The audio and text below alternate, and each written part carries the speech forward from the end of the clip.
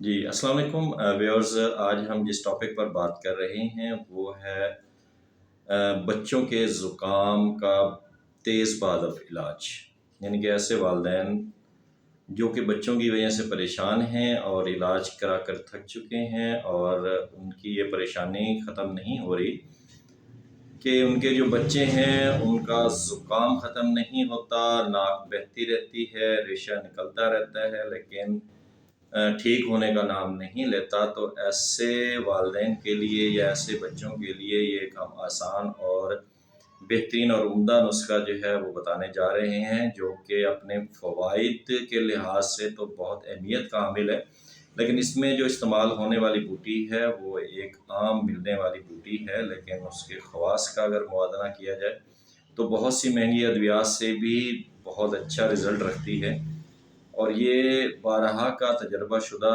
جو ہے وہ نسخہ ہے۔ تو اس میں آپ نے کرنا کیا ہے کہ آپ نے برگ اروسا لے لینا ہے۔ برگ اروسا کے آپ نے کم از کم جو ہے مقدار لینی ہے 3 ماشا، اور یہ خشک حالت میں لینا ہے۔ آپ نے برگ اروسا آپ لے لیں 3 ماشا خشک حالت میں، اور اس کو آپ نے 1 پاؤ بھر پانی کے اندر آپ نے بھگو کے رکھنا ہے۔ جب وہ پانی جو ہے وہ تقریباً 5 تولہ باقی رہ جائے تو آپ اس کو اتار لیں اور اس کو جو ہے نتھار لیں۔ نتھارنے کے بعد اس کے اندر آپ 2 تولہ مصری مکس کریں۔